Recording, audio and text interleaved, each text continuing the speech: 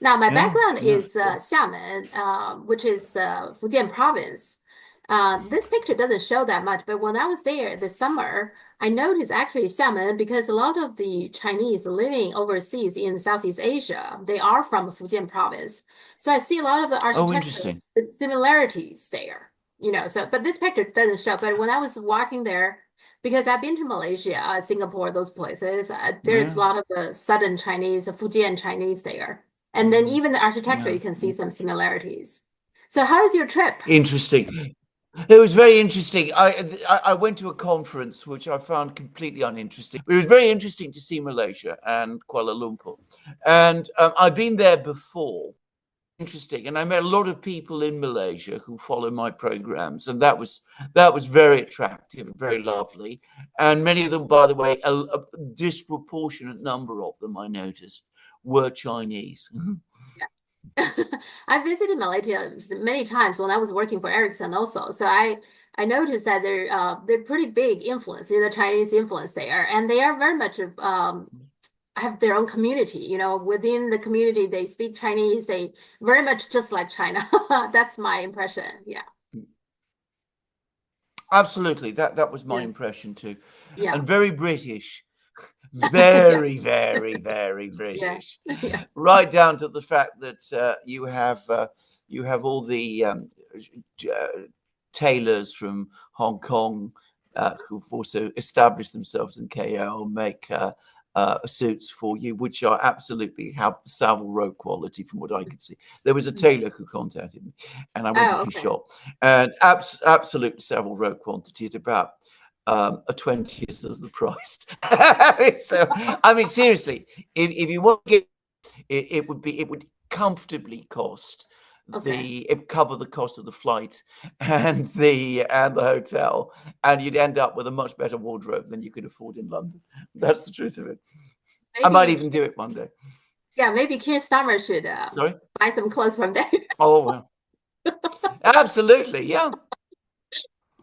Very, very elegant, old-fashioned English style tailoring, I have to say, with Yeah. except that you could get it done in silk, which is, of course, something that only Chinese really know how to do. Yeah. Yeah. Okay. Uh, we haven't talked last week, so there's packet of things No. I really wanted to talk to you. Let's start, even though there's a lot of things going on in the Middle East. I want to start with China because there's quite a few things in China. One is this Mm, thing that got a lot of Chinese attention is this link that I sent to you, the U.S. mm, 2024 navigation plan. It's called a navigation mm, plan. I guess it's basically the naval plan, right? U.S. naval, what they're mm, planned to do the next few years. The reason that this thing got mm, attention is this person, the chief of naval operation. I think her name is Lisa Franchetti. She's the one was having some meeting, and then during that meeting, she was holding this plan and talking about the China mm, threat and etc. And that video clip got lots of attention. And so I looked it up, and oh so I yeah. find this plan. Now, in there, it's clearly stated that this Navy navigation plan drives towards two strategic ends: readiness for the possibility of a war with China, with People's Republic of China by Mm, 2027, and then enhancing the Navy long-term advantage. So it's clearly stated that they're getting ready to have a war by 2027 with mm. China. What is your take on this? Well, I was absolutely horrified. I'm glad you sent me the document because I'm going to, if you don't mind, share it with a number of people I Oh know, yeah, yeah, because this is absolute war fighting, a war fighting plan. mhm, There is no other way around this. I mean, we have all of these people who talk about, China being this great threat to the United States. We talked about, well, I'm not saying he goes that far, but we talked about Professor Mearsheimer and his views last time we spoke. Well, this tells you who is looking for a fight here. It is the US. I know of no plan by China, an analogous plan by China to do anything like this. And of course, it isn't just an aspiration. I mean, what was absolutely shocking to me was the detail it yeah, went into, all the new concepts and ideas. This is absolutely a plan for war. Reminded me of uh, British naval policy before the First World War. that they were clearly planning for a war against Germany. And this is exactly, it looked exactly like that. Talking about this 2027 thing. So apparently I read somewhere else that they were saying that China is preparing for a war at 2027. But I cannot find anywhere in the Chinese media about this. In fact, there was a report that Xi Jinping himself heard about this, and he even commented saying, I haven't set any that date in 2027, nor have I heard anybody to tell me anything about 2027. So this is clearly the US setting the goal, even though I saw some other reports saying China is preparing to take back Taiwan, this and that by 2027, having a war with the US. So now once you have something like this out, then of course China has to prepare, right? To prepare for something that US is preparing for. And then it's cycled back saying, you see, China is preparing for 2027. You see what they're doing now. It's like, you're absolutely right. Just think what the United States would do if China published a statement, a policy document. Like that, yeah. If China published a document like this, imagine what the US would say and what the US would do. Of course, China has no option but to respond. And of course, we know as night follows day that whenever that happens, it's taken as proof of Chinese aggressiveness. Yeah. So, yeah, so this is one thing that got lots of attention. And the other thing, in the meantime, also there's another guy who is in the Air Force, Frank Kendall. He's the Secretary of the Air Force. He was also talking about the China threat. They almost like echo each other. What he was saying in one of the meetings, he's saying, I'm not saying the war in the Pacific is imminent or inevitable, but it's not. But I'm saying that the likelihood is increasing and will continue to do so. So you see, they almost echo each other. So they're trying to build a narrative together now, isn't it? The US military. Well, if you talk about this, if you talk about a war being probable and likely, then that makes it far more likely to happen.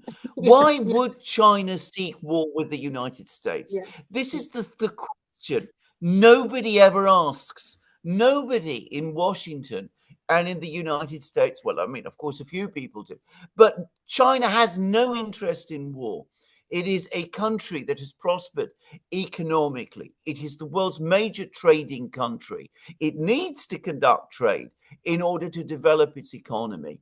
And if you look at the statements that the Chinese leadership make, they are absolutely clear and they clearly reflect the interests of Chinese society, which is the prosperity and future of the Chinese people. I cannot imagine that they have any other objective, because if anybody knows what Chinese history has been like over the last 200 years, you can completely understand why, over and above the fact that China has never been a militaristic and belligerent society, as we have discussed before, why, after all that has happened over the last 2 years, the Chinese people want peace so that they can develop their country and achieve further prosperity and economic progress.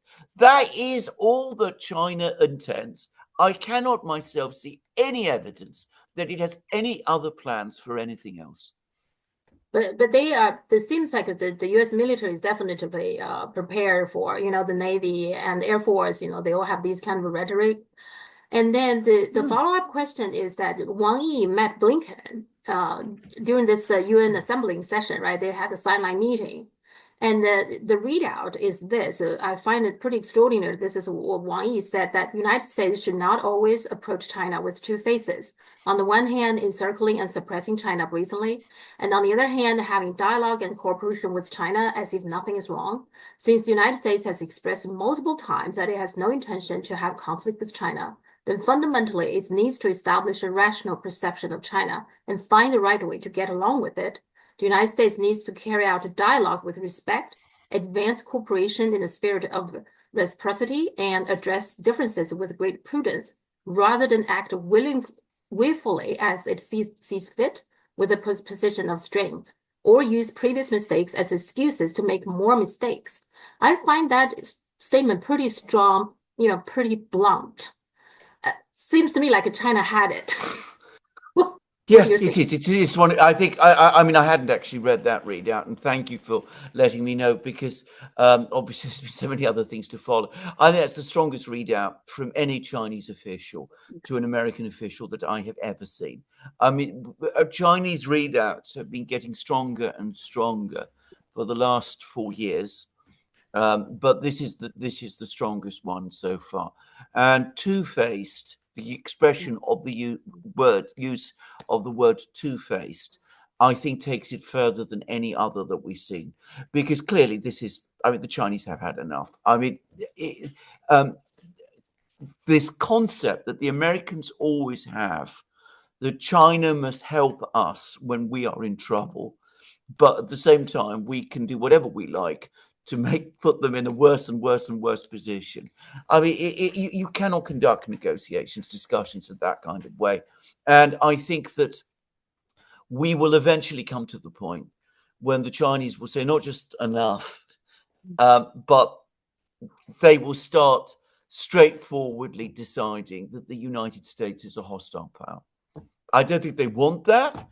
But when they read documents like the one you've just shown me about the naval policy, of which, of course, they must be fully familiar, well, that must be the point when they say to themselves, "Well, these people are just lying to us." And also followed up, yesterday was China's National Day, and 75 years Yeah. China's established itself. To be honest, it is quite a remarkable achievement. Let's face it, right? It's when I read quite a few things about when China first, when the Communist Party first took over China, the whole China had 50,000 US dollars as foreign reserve, and 50,000. And it's different kinds of money, some are dirty, some are wrapped together, it's just all kinds of places people put in the money, 50,000. Yeah. That's all they had. Yeah. And for 75 years to achieve what they achieved today, I find that's extraordinary. That's pretty remarkable. But Absolutely. anyway, yeah. But anyway, so one thing they did is actually they don't no longer just talking. So China, the other thing, big thing is a few days before the National Day, the October 1st, China tested a intercontinental ballistic missile. Now, there is speculations that Russia also tested one, but failed. I don't think Russia ever confirmed that, but so there's speculation saying, okay, China has to test one just to let the West know, even though Russian might fail, but China said that they actually has been preparing for this for some time. So I don't think it's directly related. But the interesting thing is the Pentagon's response to that. So here's what Pentagon spokesperson said.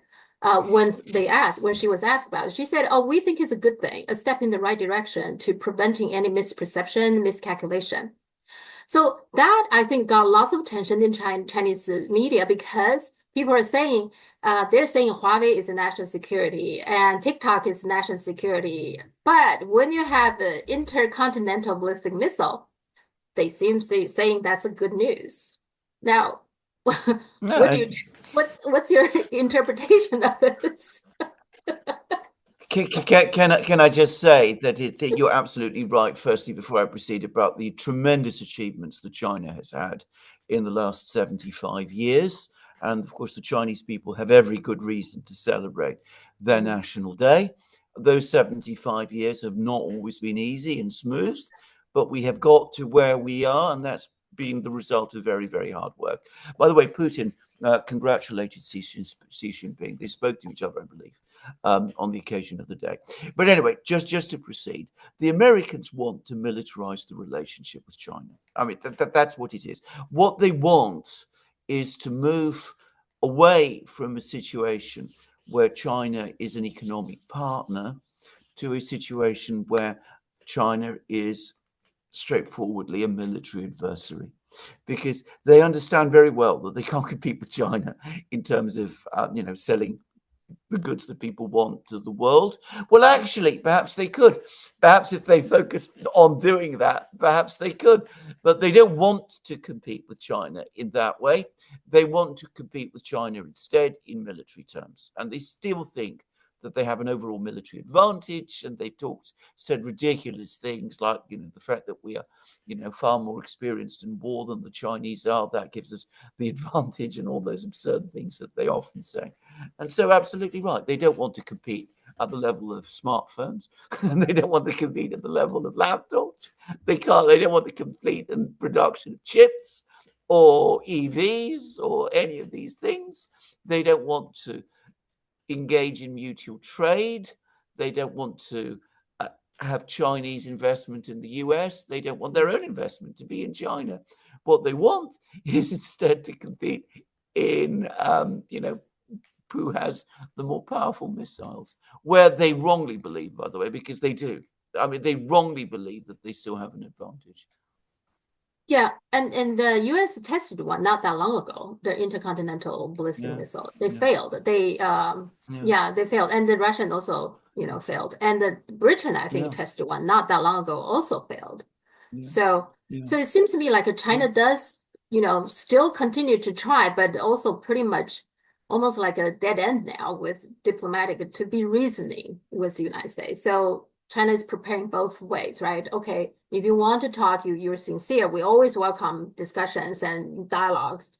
At the same time, we have to prepare for the worst, because you guys really want to pick up a fight with China, right? So that seems like where China is right now, isn't it? Absolutely. And we can just make a point about the various missile tests. There's a fundamental difference between the American and British tests and the Chinese and Russian ones, because the Chinese and Russian ones are new missiles. I mean, the Russian one, which is the Salamat missile, it's a completely new missile. So you'd expect things to go wrong. The Chinese missile is a new missile, and it went right. The British and American missiles are old missiles. They are the same missiles that they've been operating since the 60s and 70s. So every so often they test them. So the fact that their missile tests go wrong is an indication that not all is well with these well-established missiles. But you're absolutely correct. You're absolutely correct. They want to go on in this way with military arms race. The Americans believe they win their arms races. They're quite wrong about this, actually. I mean, this has never actually happened. It's never turned out to their advantage. But that is what they prefer. Yeah, yeah. I think that's what they are familiar with. I think diplomacy requires a lot of nuance, a lot of wisdom and skill.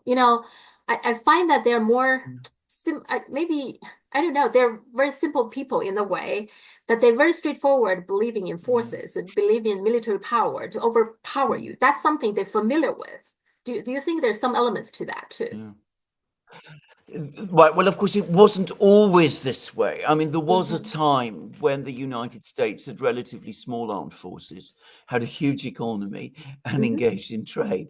And in fact, if you go back to the period before the World Wars, especially to the interwar period, when the Western powers, the European powers, had carved out concessions in China and forced on China unequal treaties. What you find at that time, if you look at Chinese memoirs and Chinese books and histories at that time, is that the United States actually had a reasonably good reputation in China, precisely because it did focus on trade and commerce and business and doing that sort of thing. But of course, today, it is completely different. I mean, they've lost all those old skills, just as they've lost their skills in diplomacy. Not that those were ever particularly good. The Americans never did diplomacy at any time in their history particularly well. And they have no real tradition or understanding of it. But they've lost those skills. And increasingly, you're quite right, it's all come down to a question of force. It's very tragic, actually. It's a huge waste of resources, and of course it could lead to an even greater tragedy in the end. There's so many fronts that it can go wrong. So one of the things I noticed is that Hungary's Orbán, he also again on the sideline meetings in the UN Assembly session there, he was working in the rooms and asking China and Brazil to join him in organizing a peace summit. This peace summit would bring in Moscow and Kiev, so both of them. to the negotiation table. I think it's a good idea, but how realistic you think he is? Because I'm sure he himself very sincere, and China and Brazil I'm sure, are happy to join him to do this. But there is this forces from the United States, from Britain and other European unions. They are working actively against these things. So how realistic you think his plan can be? Right. I have to make one actual point here, which is that this idea of an international peace conference to resolve the Ukrainian crisis, which is an equal one in which both sides are fairly represented and can state their views, actually, that goes back to Wang Yi. It was actually Wang Yi who suggested it first. I can remember, in fact, not Wang Yi, in fact, it was Xi Jinping. It goes back to the ideas that the Chinese were floating last year. Now, the Brazilians have enthusiastically adopted it. They were talking a few weeks ago about an immediate ceasefire and negotiations and a peace conference. And Wang Yi said to the Brazilians, slow down. We can't quite have a ceasefire yet. This isn't quite the situation. But let's get everybody talking and let's see about moving towards this peace conference. And the Brazilians came on board. And there was this meeting in the General Assembly, which, by the way, Wang Yi chaired, and 18 countries attended. Hungary absolutely wants to be a part. It was under instructions from the European Union and NATO not to attend, but it sent observers. So incidentally did France. But anyway, Orbán absolutely wants to be a part of that. He supports it. He fully supports it. He's made it clear that he fully supports it. He's pretending that it's his idea, but one shouldn't be too hard on him because he doesn't want people in Europe saying, oh, well, look, you've adopted a Chinese plan. So he says, well, actually, it's not the Chinese plan. It's my plan. I want the peace conference. But everybody is working towards this objective. The Russians have said, if it can be convened in a proper way, yes, of course, we will go. The Ukrainians are refusing any negotiations at all. Zelensky came forward a few days ago, and he made one of the most astonishing statements I have ever seen, in which he said that what he wants is a diplomatic solution to the war, but one which will be achieved without negotiations. Now, when I read that, I said, can he really have actually said this? And he did. It's almost exactly the words.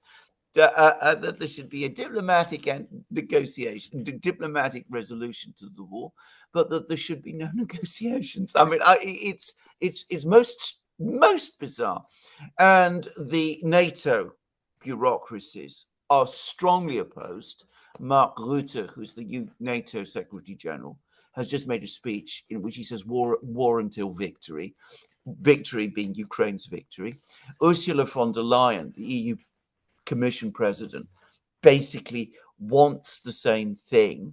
One gets the sense that the Germans in particular feel that things are not going at all well on the war. The war is being lost. They're trying to find a way out.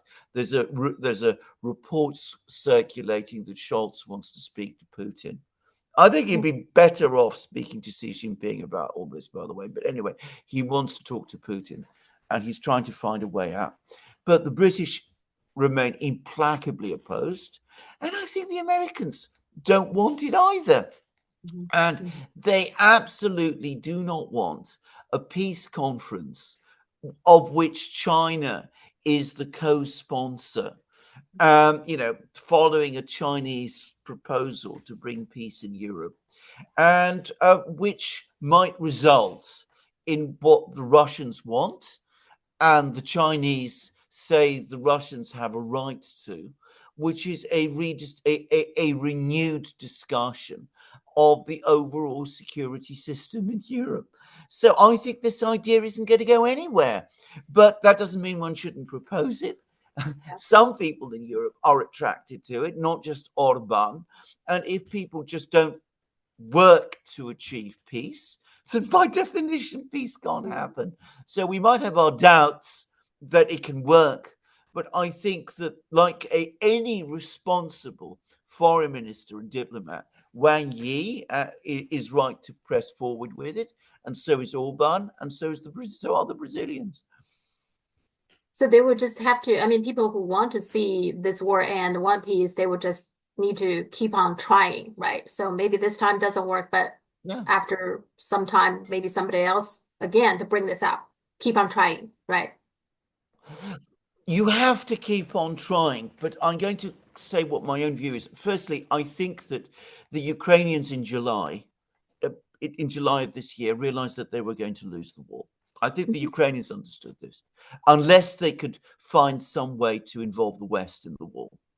I think that in September of this year, last month, the Western powers realized that Ukraine was going to lose the war. And they've had discussions with each other. And I think they've decided that they don't want to intervene directly in the war. But I think that there are powerful forces, both in Ukraine and in the West, which would rather Ukraine lost than that there be a negotiated peace.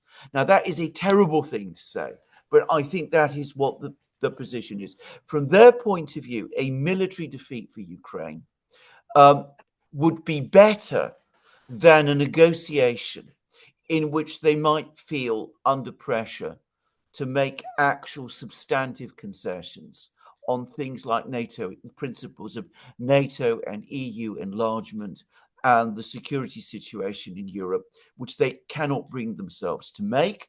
And that, I think, from their point of view, as I said, it is a kind of negotiation red line.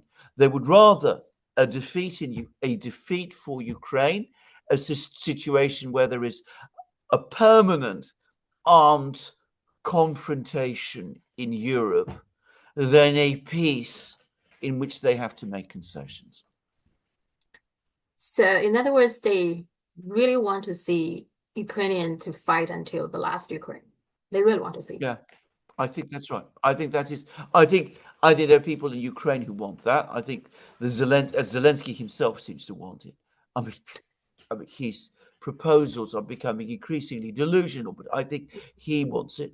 I think there are hardline figures in Ukraine who want it because, from their point of view, they don't want to compromise on their own conception of Ukrainian um, nationhood. They would prefer preserving the romantic myth of Ukraine. There's a lot of this in Ukraine.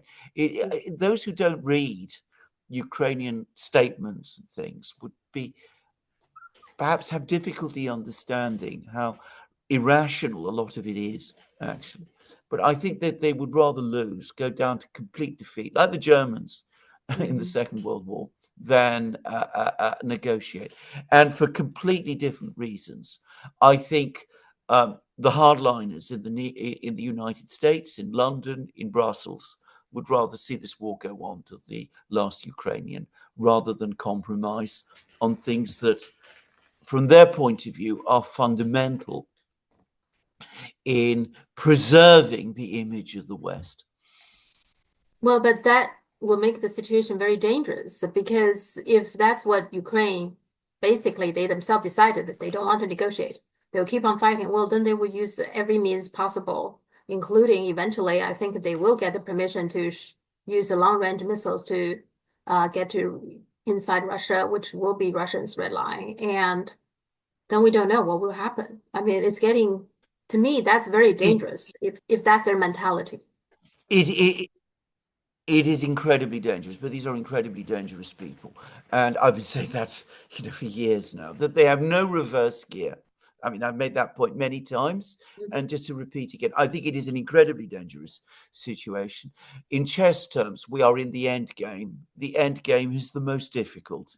It's going to require incredible self-discipline by the Russians. And this is going to strain the Russians to an extreme degree to try to maintain their discipline in the face of all of the things that are coming, the provocations that are coming. And, in case, hopefully, I'm right, and there is some chink of a chance that a negotiated outcome can be achieved, it is even more important, given how dangerous the situation is, that people like Wang Yi and Orbán and the others keep on the pressure to try to find a peaceful resolution to this conflict. Yeah. I think it is very difficult for people in China, but the mentality, the psychology is completely different, to understand how nihilistic um, attitudes in the West can become. And this isn't new, by the way. I mean, as I said, the Germans were like that at the end of the Second World War. And there are other examples of this in Western history. Unfortunately, we're going through that now, a period of that now. Yeah, it is very hard for China to understand. Hard for me to Yeah, understand. yeah. Of course, I would never let it happen in the first place, right? There is negotiated No, Minsk agreements, which seems to me like a pretty fair no. agreement for both sides, but they totally ignore that and get into this, and there are multiple opportunities for them to put a stop to this, but they still keep on going. It is very hard for me to No, understand, for no, lots of Chinese to understand, why. It's, what do you get out of it? absolutely. But Absolutely. It is a point that's been made by many people, including, by the way, by people like Professor Mearsheimer. We're talking about last time we spoke, and Alistair Crook as well, that trying to explain to people who are not part of this Western system how profoundly irrational these people are, and how dangerous that makes them. That is very, very difficult to understand. But we have a habit of this. This is not unique in terms of Western culture and Western thought, that you just keep going, even when you know you're going to lose. You just keep going until you lose. There is this concept in the West, the so-called Viking funeral. The okay, Vikings were a warrior nation in the North, where in the end, as in order to have a complete funeral, you burnt down everything around you. but there is a Chinese saying, there are people who don't cry Mm. until they see the coffin, which means they won't believe, that this person, your loved one, already dead, until you see the coffin, until you see the body. So there's a similar idea, is that they won't Yeah. believe it until they tried everything, and yeah, until the very end. Yeah, Yeah, yeah. yeah. Well, that is Unfortunately. true, but I think it's quite the. I don't think it is quite the same thing, because Okay. what you're talking here is about denial. People Uh-huh. who deny deny what is about to happen. Okay. Whereas what you can find in the West, and I think we're in that kind of situation now, is that people know that they're going to lose, but they But they would still. rather lose heroically Oh, than as they would say, heroically, rather than compromise. And as I said, that is a very, very dangerous mindset. Remember, heroism is a Greek word. It is completely not the way the Greeks think. Greeks are not like that at all. They would regard that as profoundly stupid and even mad, actually. But there is this outlook in the West, and one has to recognize it. I would say it's not very heroic at all. I think it's very selfish because they are bringing in innocent Mhm. people's lives, right? They destroy their own country for what? Because they can't afford to lose face.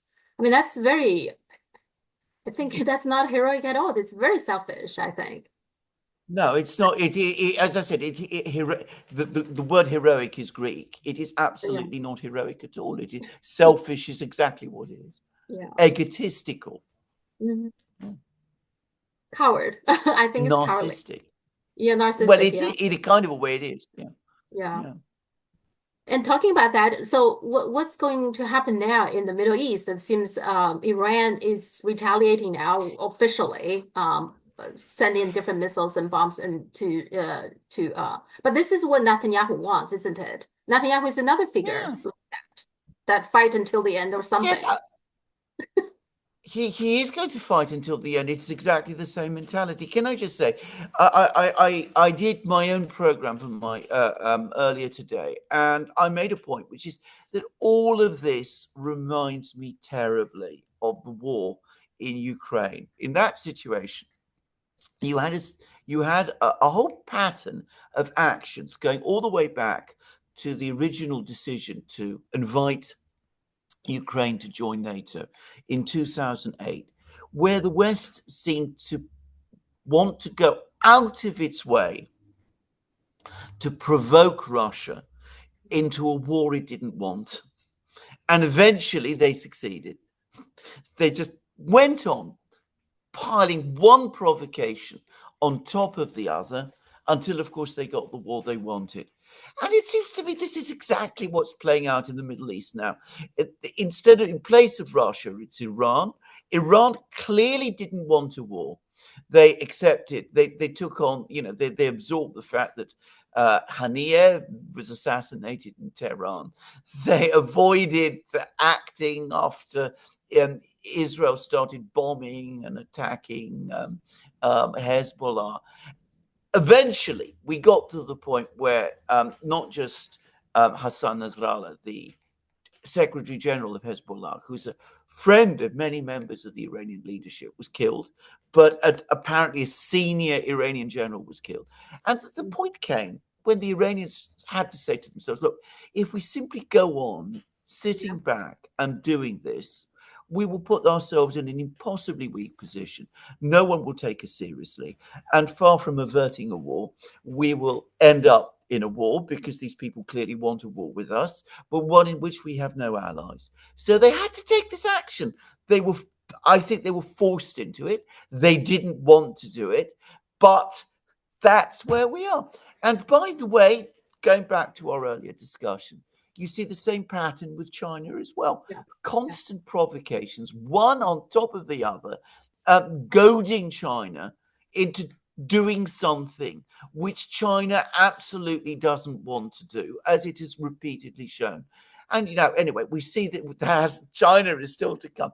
Now in the Middle East, we are in the situation where we have, we forced, and I say we because I'm a Westerner, we have forced Iran into this kind of missile strike that it didn't want.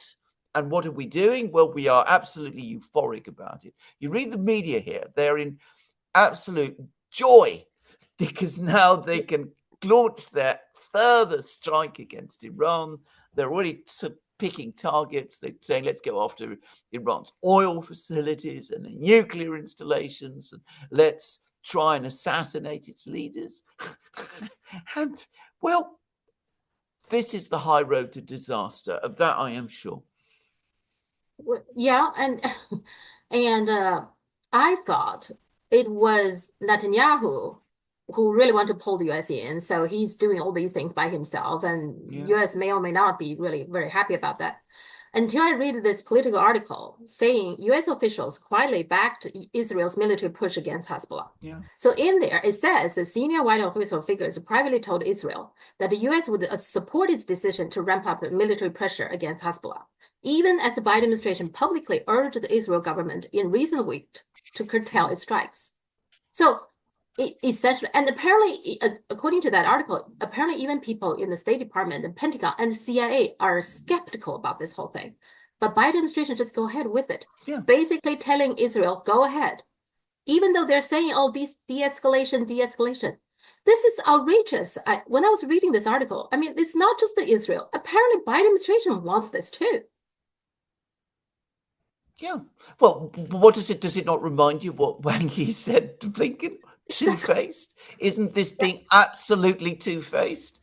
And of course, it's two-faced, wanting a war in the Middle East when your own people, the people in the military, the intelligence people, they're telling you you're going to lose. But you just keep going. You ignore the experts. You press forward. And as I said, if you read the media here, not all of the media. I mean, the Guardian is much more skeptical about this. The Financial Times is a bit nervous. But if you go to places like the Telegraph, the Times, those places, they're in an exalted mood because they're about to get that war with Iran that they yearn for, convinced that it's going to be an easy win, just as they were convinced that the sanctions were going to destroy the Russian economy. Just as they were convinced before that, once they occupied Iraq, it would turn into a stable, peaceful country that they would in fact control. Just as they said the same about Libya, they always assume that it'll always be easy, that resistance will collapse, that there will be no problems. They never plan or think it through or prepare for the possibility that it might actually turn against them in the end. But there we are. That's where we are. That is, I mean, going back to your point about the fact that the people who run things in the West are incredibly dangerous. This shows you how dangerous they are. Two-faced, Yeah, they yeah, lie, that, they yeah. lie, they lie all the time, and looking for every opportunity to start another war. Yeah, Pompeo said that. When I was a cadet, what's the cadet motto at West Point? You will not lie, cheat, or steal, or tolerate those who do. I was the CIA director. We lied, we cheated, we stole. It was like we had entire training courses. It reminds you of the glory of the American experiment. And then in the meantime, I not just last week, I think the US also sent more troops and weapons into the Middle East. So it seems to me that Biden no longer cares about election. I mean, I guess it's not his election anymore. So whatever happens, the whole Middle East blow up, he will be fine with it. He doesn't care about elections. Is that what his mentality is now, right now? Well, I think there's also a desire in Washington, in the White House specifically, to get all of these wars going before the new president comes in, so that the new president is stuck with the wars. I think that this is partly what this is all about.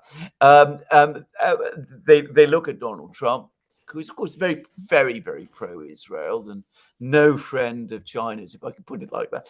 But nonetheless, he has always talked about the fact that he doesn't want wars. So they look at Donald Trump, so they want to get the wars all going before he comes in. And they look at Kamala Harris, and one senses that she's, despite the fact that she's very close to Biden and part of the administration, that she's not really as signed up to all of this as some of the people there are. So they want to sort of box her in as well. And I think that's partly what it's about now. I mean, they've got a window until the end of January, so they're going to use it to promote war as much as they can.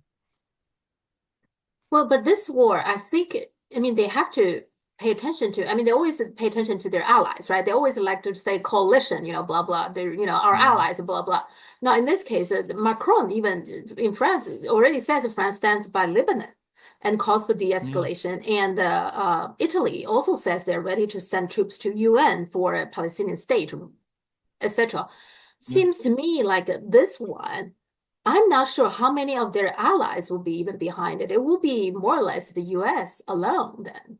Wouldn't you say? It will be the US alone. I mean, European opinion, and I don't just mean governments. In fact, governments are the least of it.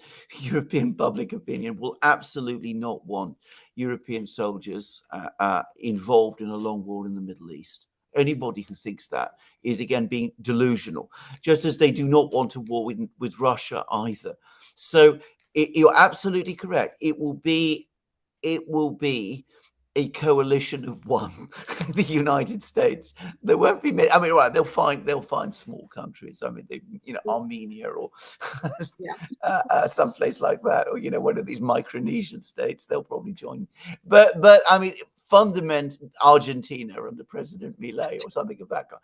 But overall, each one of these coalitions of the willing becomes smaller with each iteration.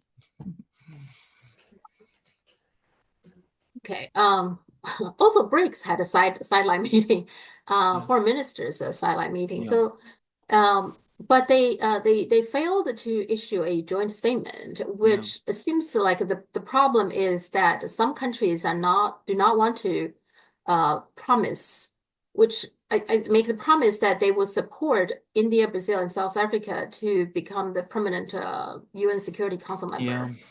So what is your view on that? I personally think even country make those promises. I mean, the way the UN set up right now, I don't think anybody can join the the permanent council.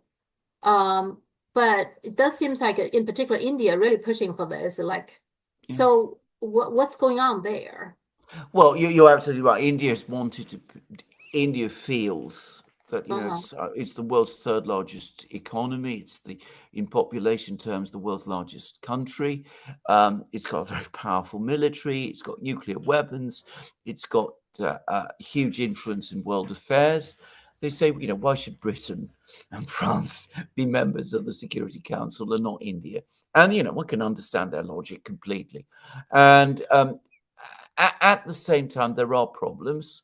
And specifically in this case, I understand the major sticking problem, the sticking issue was South Africa. South Africa's membership of the Security Council. Some of the new African members of BRICS, Ethiopia in particular, did not feel that South Africa should be the country to represent the whole of Africa in the Security Council. So this is the main issue there. But you're absolutely right. Security Council reform is effectively impossible. And the reason it is impossible is because the Western powers don't want it. They don't want it because if it happens, it will dilute their institutional majority in the Security Council. We have three Western states that are permanent members: Britain, France, and the United States. And the way in which voting is weighed in elections to the Security Council, it means that the United States and the West can rely on a majority of between 9 and 10. So they don't want that to change. They want it to remain as it is, because from their point of view, it means that on most issues and on most days, they have an inbuilt advantage in the Security Council. And without the agreement of all of the members of the Security Council, it's impossible to see how change can happen. Well, I don't know. I think that even China and Russia are not that enthusiastic to have dramatic changes. No. Here's the thing. So yes, we can say right now the 5 permanent members, which is the most people fighting about, just saying unfair. They have the veto power, etc. Yeah. But here's the thing. It is true there are 2 European countries and there's no African representatives. But let's say we can have one, but like you said, who should be the one representing African countries? How about South America? Do they, Brazil? But also, I'm not sure all the major South American countries are fine with Brazil to represent them, because Brazil, even is large, but it's the only country who speak Portuguese. All the other South American countries speak Spanish.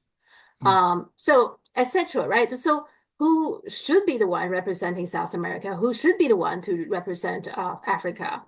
And of course, France and Britain, none of them will go easily. Of course, they will fight, to the end. They will to stay there.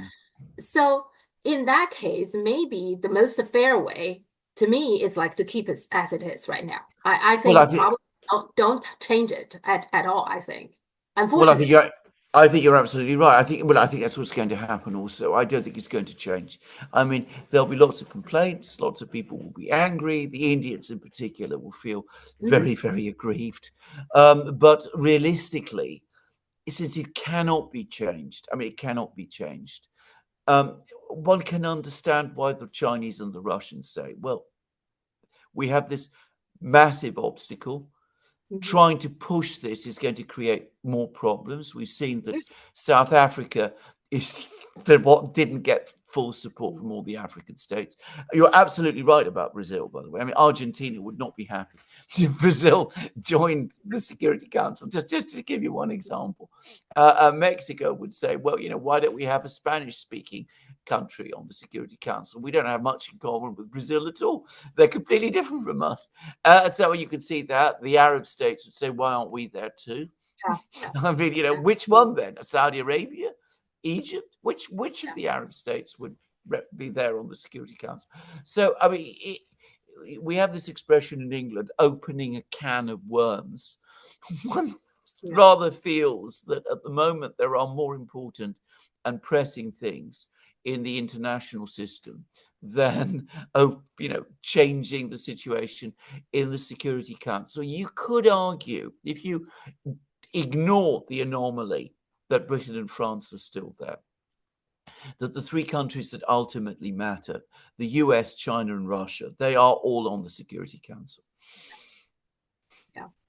Yeah, I think the best way because I mean the US, there are even people like Japan and Germany, they even talking about. I mean, to my astonishment, how can they even bring this up, considering what they did in World War II, and Japan, never admitted or apologized for what they did, and yet they are talking about they should be the one into the Security Council permanent member. I mean, everyone seems to want to come in. Then in that case, the best is just no one coming in. Just absolutely leave it as it is. I mean, Japan is an absurd idea. But Germany is even more absurd, actually. Not so much even because of the history, but because I mean, Germany would be just a third European, West European country in the Security Council. I mean, it would make absolutely no sense at all. So no, I mean, as I said, leave it as it is. The countries that for the moment are the three most important: the United States, a superpower; China, unquestionably a superpower; Russia, not as powerful, of course, as the other two, but still a force to be reckoned with. They are all there. And it's between these three countries that the real discussions take place. So just leave it alone. But they will keep on. I mean, there's always countries that keep on doing this, and in Japan, trying to buy some votes, from some poor countries and giving them aid in exchange for them to push this and that. They will never stop. India will continue. We will continue. It will continue. But the most important things that are happening with BRICS, there are issues with BRICS. I mean, but this is, of course, the advantage of BRICS. It's not something that everybody has to sign up to every single thing that BRICS does, because it's a fairly loose group. So there's the financial global trading things that BRICS are trying to set up, and I think they will make moves with that.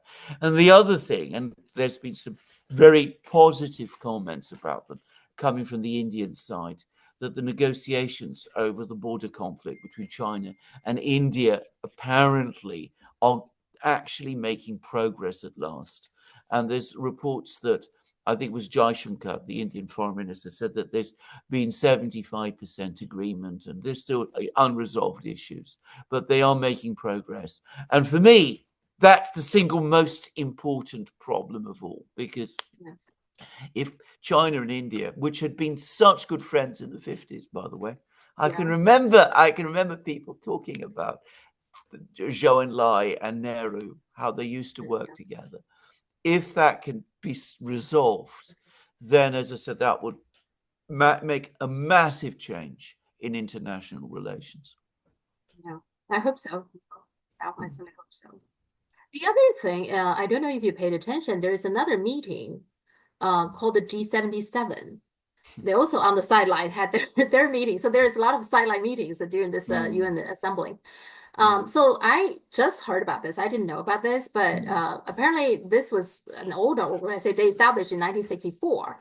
Now, the idea, according to their website, is to articulate and promote the collective economic interest and enhance their joint negotiation capacity. So seems to me like when they established, it was more about economy and have some joint bargaining power or something. And it has increased to 134 members now.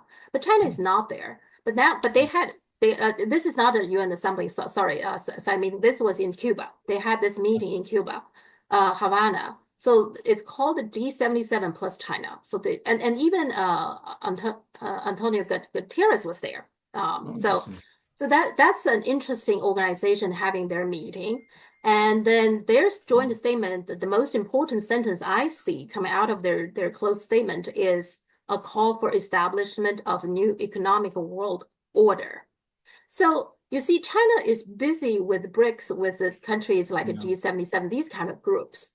But that's China's approach, versus the US is about Quad, AUKUS, very tiny, small groups, and with one target, which is China. Whereas China's approach is working with as many people as possible doing trade and solving economic issues, right? Those Yes. are two very different approaches. And that seemed to me is where a real leader should be. What's your Yeah. take? You're absolutely correct. I mean, this is, by the way, I mean, I didn't know about the group of 77, but this talk about setting up a new world economic order Order. was very, very, I can remember it being talked about very much in the 70s and 60s. So this isn't new. It was very much something that countries were talking about then.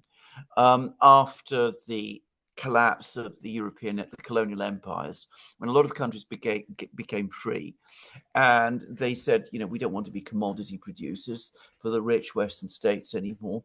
We want to develop our economies and to industrialize and to develop, become modern countries. And of course, the West always used to pretend that it agreed, and it never did. And the Soviets always said that they agreed, but they couldn't really help. And anyway, I don't think they were ultimately very interested in helping. So what I think is now happening, and it's extremely interesting, is that clearly the countries that back in the 60s were forming these groups, and it's interesting that Cuba is where all this is happening. The countries that formed all these groupings then and had those ideas then and probably still have these ideas to this day are now joining up with China and probably other BRICS states, because suddenly those ideas of the 60s, because it's in the 60s that they really started to surface, those ideas of the 60s, which seemed very utopian and idealistic then, are suddenly becoming practical and possible. And absolutely, you are completely correct. China is heavily involved in all of this, as to the extent that it could be. It was in the 60s too, by the way. I mean, just to say, I mean, this is something that people overlook, but the Chinese were already busy building railways in Africa and doing that kind of thing. So, but the Chinese obviously never forgotten that. They're very active and fully engaged with it. And you're absolutely right. This is the positive way forward. Not this constant attempt to divide everybody into blocks and to seek block confrontation and to try to talk about prolonging hegemony. Boris Johnson actually said that, we need to win the war in Ukraine in order to maintain Western hegemony. I'm just astonished that he was prepared to use that word. Yeah, being a hegemony is different than being the leader, right? I find that's two different concepts. A hegemony is more, I don't know, kind of like a dominant and then scary in a way. Well, Leader is remember, these are Greek words. Hegemony is a Greek word, and leader. Well, we have a different word for leader. A leader is the person who is first. In Greek, archigos. It's the person who is there at the lead, who guides and leads the others. A hegemon in Greek, in ancient Greek especially, is very, very close to a tyrant. I just say that because that's, this is my language, so I know what this means. They're profoundly different concepts. But I think the West, the US, doesn't seem to know the difference. I think they feel like we are the one who make all the decisions. We are the one who need to control everything. And for them, that seems like put them into a leader position. But that's not what it is. That's not what leadership. They're kind of like a mafia leader in a way. They scare everybody, right? That's exactly you're exactly correct. That is exactly what how it really is. Of course, to some extent, maybe they generally believe all the nonsense they tell us about how they're entitled to lead because they're the great democracy and they stand for freedom and liberty and all that and human rights and all that, and they're somehow gives them the right to lead. But of course, they don't really mean lead, exactly as you said. They mean dictate. Yeah, and threatening. Many times they're very threatening. And threatening. Oh, absolutely, very threatening. Yeah. What do you feel the new Prime Minister of Japan, Ishiba? What do you take on? I think he's one of the candidates that nobody expect him to be elected, but he did. He's kind of like a little bit on the softer part, so kind of like more moderate. So not as far right as the other candidates are. So what's your take on that? Well, I hope what it means is that people in Japan, because of course Japanese politics are very difficult to understand completely, because there are all these different factions, and it is the product of factional groupings and whatever. But I hope that whoever it made the decision to pick him understands that Japan is being led into a dead end, that it's locked into a confrontation with China, which is today a much more powerful country, and with which Japan at one point in recent years was developing quite good relations, quite good economic relations. I mean, my rice cooker upstairs, just for example, is made by a Japanese company in a factory in China. Okay. So I mean, that sort of thing. So Japan had that good trading relationship with China.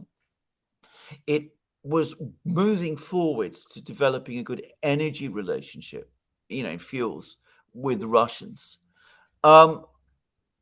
What it is now finding itself in is being drawn by the Americans into confrontation with China and Russia, especially China, which it is not in its interests to be. Japan's best interests are peace. It too is a trading nation.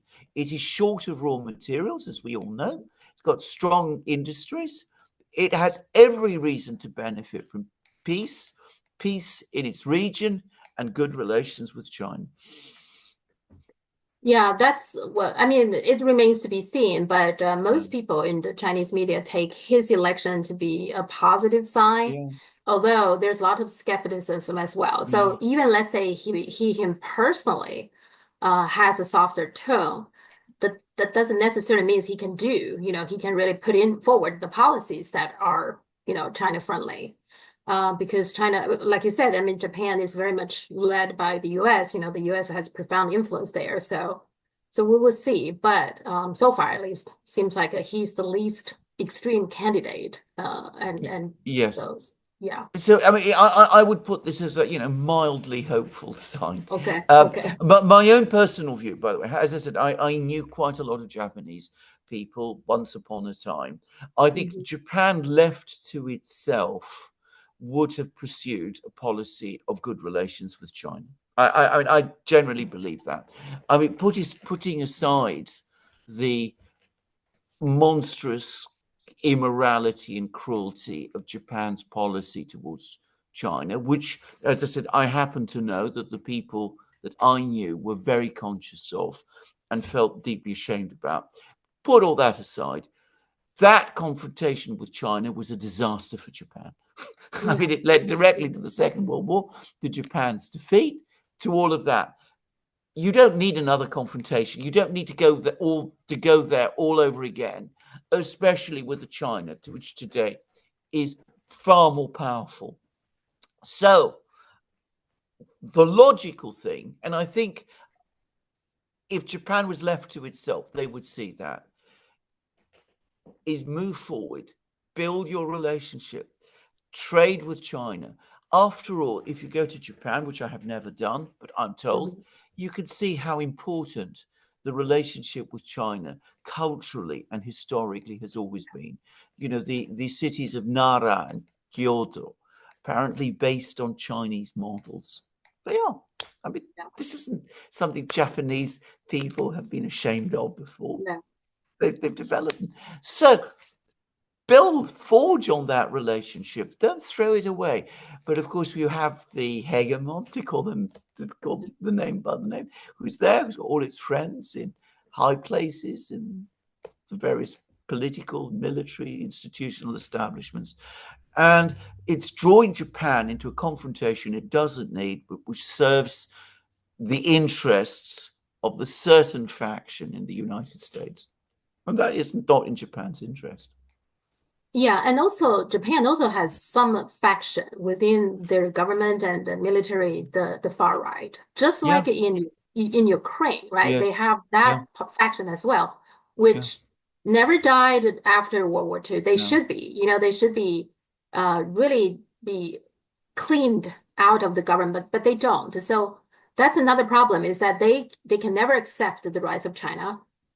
They just like the far right in Ukraine, that they have this profound anger, whatever, hatred towards Russia, and those far right people have this profound anger, hatred And towards China as well. and So and they're unfortunately, you're absolutely right, and the Americans protected them. yes, I mean, yes, yeah, yeah. that is the key thing to understand. Yeah. I mean, again, I base this on what I've not studied Japanese history, but I base this on what Japanese people themselves have told me, that in the 50s, in the 40s and 50s, it would have they should have been all swept away. All of that was discredited. People were deeply ashamed about what had happened. But the Americans made sure that they were preserved and protected for exactly the reason that you just said, because these people hate China. And whilst they are there and whilst they remain powerful, Japan and China can never be friends. Yeah. They believe that the big Japan, the hegemony of Japan, at least the dominant Asia, that's what they believe. Yeah. Yeah, which yeah, so that's the okay. Britain, I find interesting. We talk a lot about China, right? So there's this closer the close Keir Starmer's advisor, Peter Mandelson. So recently had an interview with the South China Morning Post. Oh, really? And so he's saying that Britain's biggest mistake with China over the past decade was its sharp shift from courtship to aversion. And he said that Britain could not afford to boycott Beijing. So do you see there could be a shift in the relationship between China and Britain under Starmer?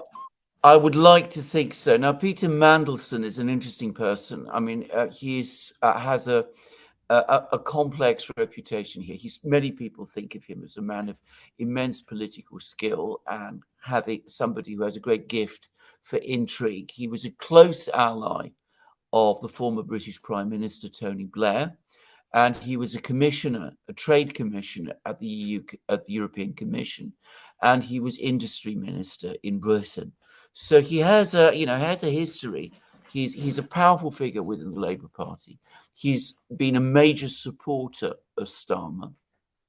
But everybody does say about him that he's an extremely clever man. And he can see it. So it is interesting that he is saying this and making this argument. My own sense is that the Starmer government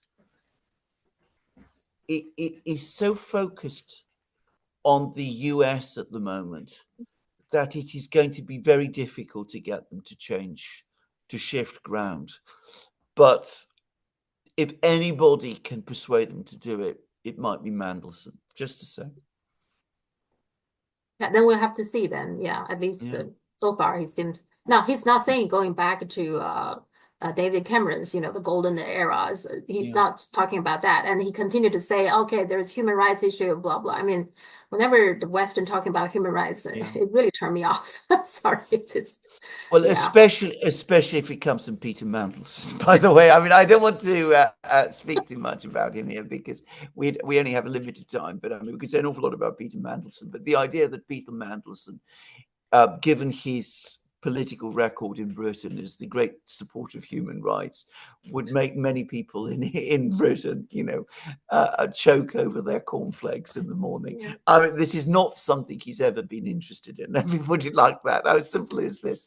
So I think this is what is called boilerplate stuff. He has to say that because he knows that people in London otherwise would jump on him if he didn't. He's a very skilled political operator. But the fact that he wants some kind of rapprochement with China is very, very interesting. And it hasn't been given any coverage that I'm aware of here, by the way, though he is an important and influential man. He's somebody to take very seriously. So the fact that it hasn't been given as much any media attention, suggests to me that there's some kind of instruction not to, because usually the media tracks what Mandelson says very, very closely. And I would put it as a sign. I would put it down as a sign that there is a section of the British establishment which is saying to itself, this very strong anti-China policy we've been following basically since Boris Johnson came. Well, Theresa May began it, but Boris Johnson took it even further. That this has been a terrible mistake, and we need to find some way to row back. So I didn't know. You told me something about my own country that I was unaware of, and this is a good sign, actually, I'd say. Yeah, his interview is with the South China Morning Post, which is a Hong Kong based. Yeah, of course it. But of course it. yeah. Of course it is. Yeah. But you see, some people in Britain will be, those who are very anti-Chinese will be even more angry with Mandelson for having an interview with the South China Morning Post, because they're very, very angry about the fact that Hong Kong is slipping out of British control and all of that. So, and he is he's politically sophisticated to know it. So the fact that he chose the South China Morning Post, that he's prepared to give an interview to a newspaper based there, again, it's an interesting sign. I just feel like both Britain and Japan, these are island countries. I think what choice do you have other than start trading, right? To trade with other countries, and China is the largest, economic power there, industry country. How can you afford to stay away from the Chinese market, from doing trade with China? It's absolutely absurd from, just the common sense. But what you say about Britain and Japan being both island countries and trading countries and countries that industrialized early, by the way, to add, is absolutely true. And they're both very conscious of that. I mean, at least, well, I say both. I mean, the leaders of each of these countries, they get on, historically, they tend to get on quite well. I mean, there was the Second World War, but before, mostly Britain and Japan were quite friendly. And there was a kind of affinity. They're both monarchies, remember? They're both very, very big into ceremonies and rituals and all of that kind of performative style of politics, if you wish. So, there is that. And it's interesting that both of these countries, I was thinking about that as you were saying it, both of these countries, both in Japan and in Britain, people are now coming forward and saying, well, maybe given that we're island nations that have to trade, getting into a quarrel with the world's most important trading economy is not such a good idea. So maybe it's a good sign. Maybe it's a good sign in both cases. Okay. Let's talk a little bit something light. Okay. I find that the Keir Starmer scandal is kind of interesting. Because it's about his clothing, right? And when I read it, I first thinking, well, what did he wear last time? I can't even remember what he's wearing. So whatever the amount of money they spent on him, it doesn't even give much of an impression, So in the whole scheme of thing, I mean, it's about 100,000, maybe more than that, pound, right? So that scandal is about that. But I mean, it is a lot of money, but in the whole scheme of things, I would think he could have better judgment than just interested in that, 100,000 pounds. So what is I just find it fascinating that he would have that kind of scandal. What is your take? Well, I think you're absolutely right. It shows an extraordinary lack of understanding and sense about the perception amongst the British people of this sort of thing. I mean, Keir Starmer comes in. He says everything's going to get worse. The economy is so bad, everything's going to get worse. Because yes, that's what he's been saying. There was actually a speech that he made in which he said that everything is going to get worse. We're going to go through a terrible period of austerity. We have to increase taxes. We have to cut spending. It's quite possible we have a recession next year. We have to live within our means. We have to be incredibly careful. He's saying all of that. He's just cut winter fuel payments to pensioners, to old people, so they're not going to get help with their heating bills during the winter. So he does all of this, and at the same time, he's accepting tickets to Taylor Swift concerts, tickets to football matches, presents of money to buy expensive clothes and watches and spectacles. Apparently, I mean the look of it is terrible. And what was even more incredible was that when it became known, he said, "Oh, I don't care. I'm just going to go on doing it because it's fine. I'm not breaking any rules or breaking any laws. I'm just going to go on accepting these gifts." And then, when eventually it became clear that even his MPs, his own MPs in the parliamentary party weren't happy, well, he then said that he was going to stop, but he still didn't think he'd done anything wrong. I mean, it shows a degree of political blindness, which is remarkable. And of course, for British people, £100,000, $140,000 or thereabouts on clothes seems an incredible amount of money to spend on clothes. And by the way, it is an incredible amount of money to spend on clothes. I mean, you can go to Hong Kong and get yourself a beautiful suit, a really beautiful suit for less than £1,000, considerably less than £1,000. You can find very, very good suits in London, which perhaps are not as beautiful as those that you could get in Hong Kong for that price, but you could get very good suits in London for less than £1,000.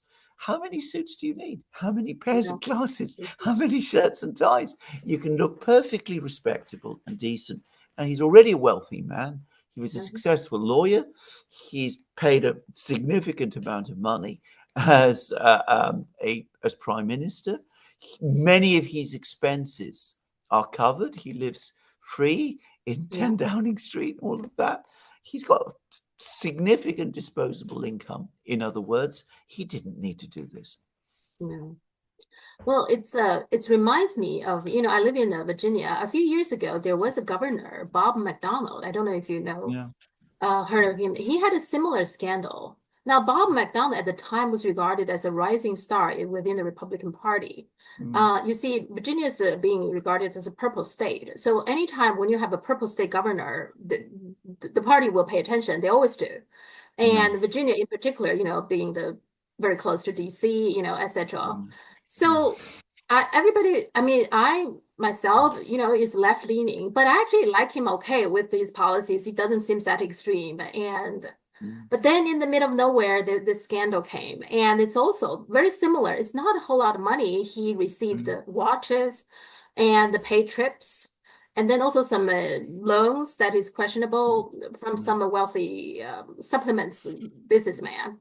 He even allowed this guy to have some kind of a trade show using the government mention to sell his products, which again, this guy is a rising star. People are talking about him running president one time. Why would he make these kind of mistakes?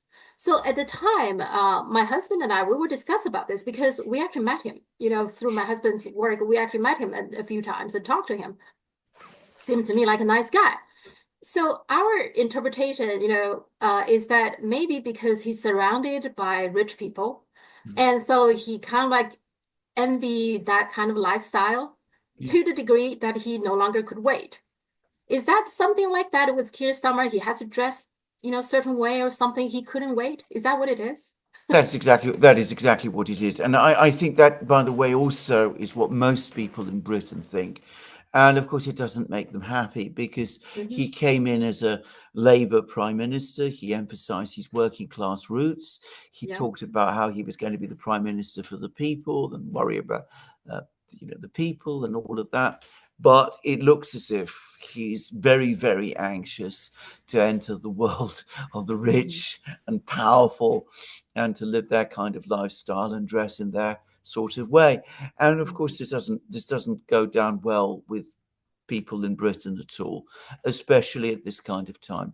I think there is a perception in Britain, which is actually true to a great extent, which is that for many, many political leaders, politicians in Britain, they see politics as a business, not just a service where they enter government, serve the people, gain honor and reputation and all of that, because that's what politicians do, but that they see politics as a way to become rich and important, and to enter a pathway, in other words, another kind of business career. And we've had a whole succession of prime ministers who became incredibly rich. Margaret Thatcher, by the way, was the first one. In fact, people don't know, but she became extremely rich after she became prime minister. She lived in an incredible house in London, value about $20 million. There was never clarity as to who exactly owned it, but most people assume she did. Tony Blair is a millionaire on a big scale, even an international scale.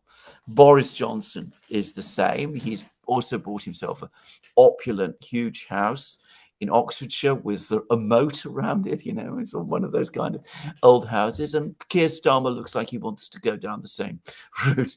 So there is this perception that politicians aren't really interested in the welfare of the people of Britain or the status of Britain. They just see politics as another career route towards personal enrichment.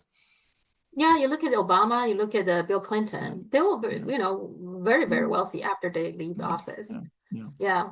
Which was interesting because Bob McDonnell could have waited if he, he should have waited, and maybe he can get onto the ticket at some point and something, but he couldn't. And in his case, he actually was found guilty in the lower court at the state level, but then the Supreme Court let him go. So basically override it. Yeah. So it was really legal trouble for him. And but it's just fascinating to me that they seems like, but that isn't that tell us that our political system is very corrupting, because the politicians, they themselves are surrounded by wealthy, rich people, which have bad influence on them, right? That itself is very corrupting.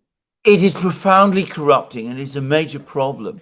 It takes enormous degree of self-discipline and self-respect to push that away.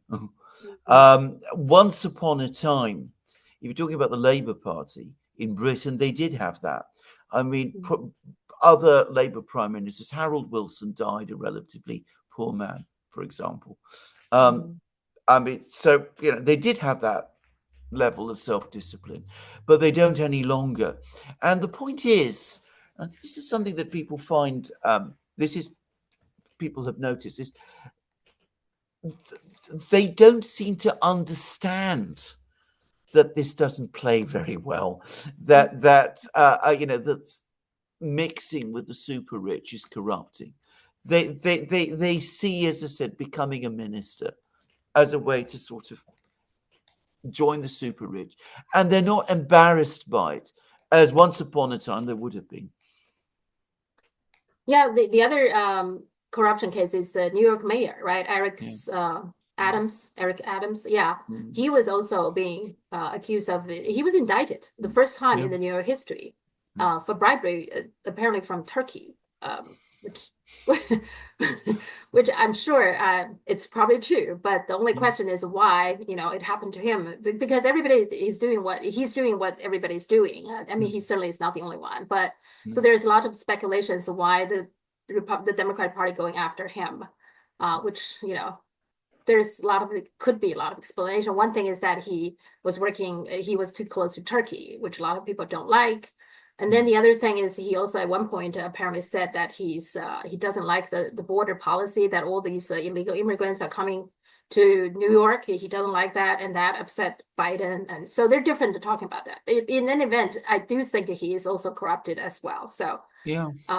But but also one more thing is this P Diddy scandal. I don't know if you heard about it, which has been talked Absolutely. about. It's been Yeah, widely discussed here in the UK, yeah. actually. But do you think the P Diddy case is look more and more like the Epstein case, because there are more people, so many people get involved. You see, from different companies, executives retire or resign, and then there is even some city councils retire, resign. People are saying they're all related, and the Oprah, etc. It's more and more like an Epstein case now, isn't it? The P Diddy I case. think you're absolutely correct. I think that's exactly what it is. It's an astonishing case, by the way. And the thing to say is, just like Epstein, he operated in open view. I mean, there was never any attempt on his part to pretend or to conceal what he was doing. He obviously had complete impunity, or felt he did, and for a very, very long time did. And you don't get that kind of impunity, however successful as entertainer or whatever it was that you are, unless you have or feel that you have very powerful protection. That is an iron rule. Well, then doesn't that say something about our criminal justice system? As long as the prosecutors doesn't go to the court, bring this case to the court, as long as there is no police doing investigations, these people can do whatever they want to do, like Epstein, like P. Diddy, who both, I think, involved in some murder and raping, very serious crimes, but nobody investigate, and no prosecutor seems interested in taking on the case. Isn't that a missing link there? What happens if the prosecutor doesn't do his or her job? In our criminal justice system, we don't have a solution for that. You are completely correct. I mean, bear in mind, as I said, I worked not in the criminal justice system, but in the civil justice system.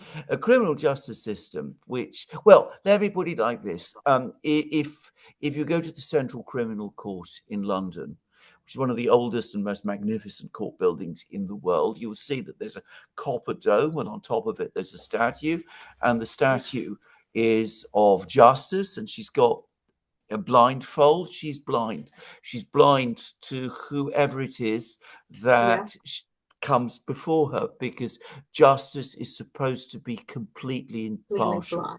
You might be an emperor, or you might be a peasant, but as far as justice is concerned, you're treated in the same way. If you're not, then it's not justice. But that, it is clear to me increasingly now, certainly in the US, has become a fiction. That the reality is that the legal system does not work like that. That provided you're well connected and powerful and very rich and have many friends in high places, you can do pretty much whatever you want, and you can get away with it, and nobody will come after you. Unless, for some reason, you fall out with the wrong person, or it becomes convenient to the powers to deal with you. And then, of course, they've got all of this information that they can bring out. Well, a lawyer friend of mine actually pointed out in both cases, they said it's actually the civil lawsuits that start the whole thing rolling. Because when you have a civil lawsuit, then things were presented in the court, right? And so that would become too obvious and too public for the investigators, the police and the prosecutor to ignore, to saying, we don't interested in, investigate. So in both cases, but then again, you need somebody, the victims, to be very brave to come forward and to, get, in both cases, that seems like what happens.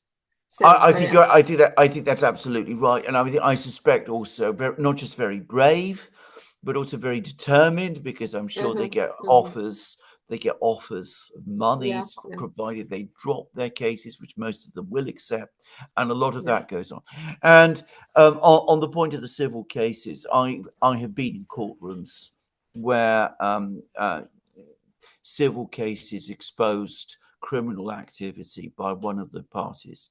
And the judge at the end of the case says, I'm going to I'm going to take all of the papers and I'm going to ensure that they're passed on to the prosecuting authorities, because this case needs to be followed through on a criminal charge. And I've seen it happen. So I'm sure that happens too in the US. Yeah, Epstein and in the P Diddy case, they all started there. Yeah, absolutely.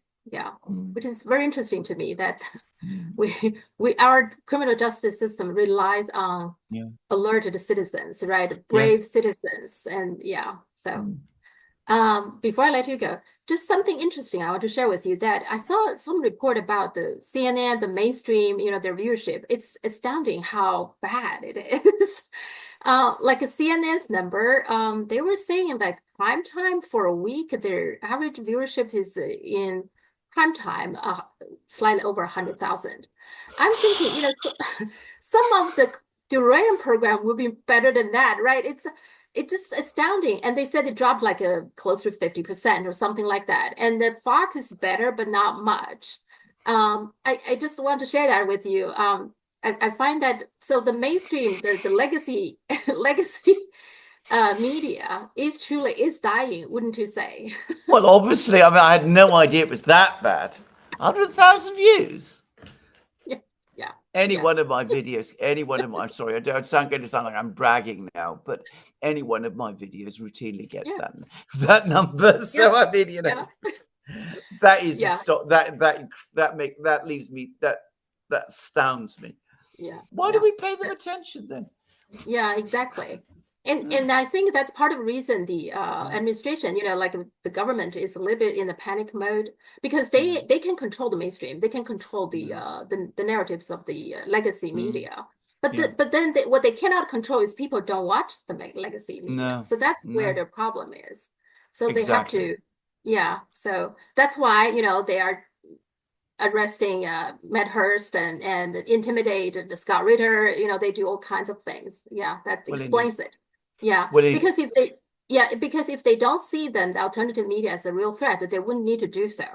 The fact that they are doing this is because the legacy media is dying, in my view. So I agree. I completely agree with that. I totally agree with that, actually. Okay. Thank you so much. Always enjoy to talk to you.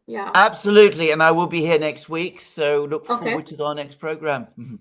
Sounds good. Okay, Sophia. Bye. Have a good day. Bye.